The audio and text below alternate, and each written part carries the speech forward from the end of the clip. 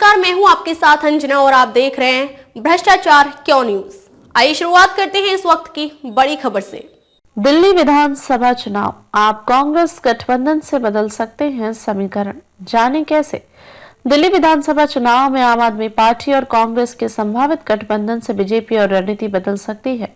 BJP का दावा है कि गठबंधन से चुनाव परिणाम प्रभावित नहीं होगा, लेकिन सूत्रों के अनुसार बीजेपी को अपनी रणनीति में बदलाव करना होगा। आप भ्रष्टाचार और एंटी इनकम्बेंसी से जूझ रही है, ऐसे में गठबंधन चुनावी समीकरण बदल सकता है। नई दिल्ली विधानसभा चुनाव में उतरने के लिए बीजेपी जिन रणनीतियों को धार दे रही है, आम आदमी पार्टी और कांग्रेस का गठबंधन अगर संभव हुआ तो रणनीतियां बदलनी भी पड़ सकती हैं। गठबंधन के बाद चुनावी समीकरण बदल सकता है।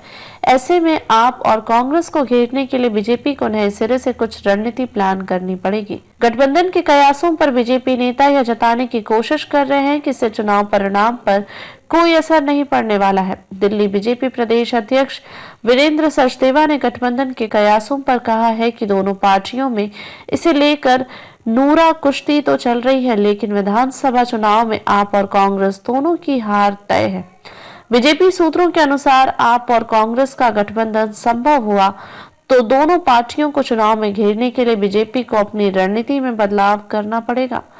गठबंधन होने पर बीजेपी के लिए चुनाव उतना आसान नहीं रह जाएगा। आप चुनाव में एंटी इनकम्बेंसी और भ्रष्टाचार के कई मुद्दों से जूझ रही है। ऐसे में आपको अकेले दम पर चुनाव जीतना तो मुश्किल है। अभी तक की परिस्थितियों के आधार पर बीजेपी का पलड़ा भारी लग रहा है, लेकिन दोनों के एक साथ आने के बाद यह समीकरण बदल सकता है। पार्टी सूत्रों का कहना है कि 2013 विधानसभा चुनाव में आपको 28 सीटों के साथ 29% से अधिक वोट मिले थे।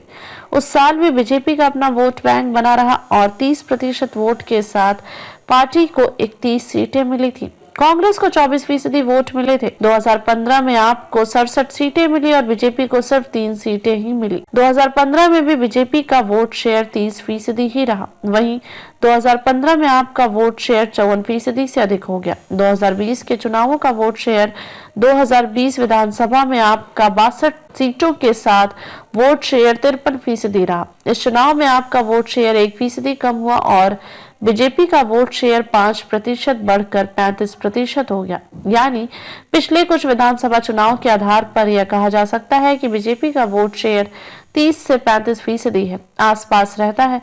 ऐसे में दोनों पार्टियों के एक साथ आने के बाद समीकरण बदल सकता है।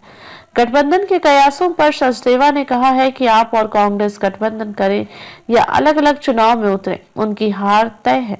दोनों पार्टियां एक दूसरे को कमजोर दिखाने का खेल खेल रही हैं। साल 2013 में भी केजरीवाल ने गठबंधन न करने के लिए अपने बच्चों की कसम खाई थी, लेकिन गठबंधन किया। इसकी उनकी बातों पर अब लोगों को उतना यकीन नहीं है।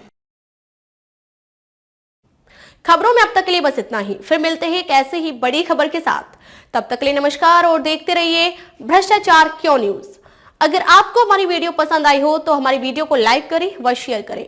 ऐसे लेटेस्ट अपडेट पाने के लिए हमारे YouTube चैनल को सब्सक्राइब कर बेल आइकन प्रेस करना ना भूलें। धन्यवाद।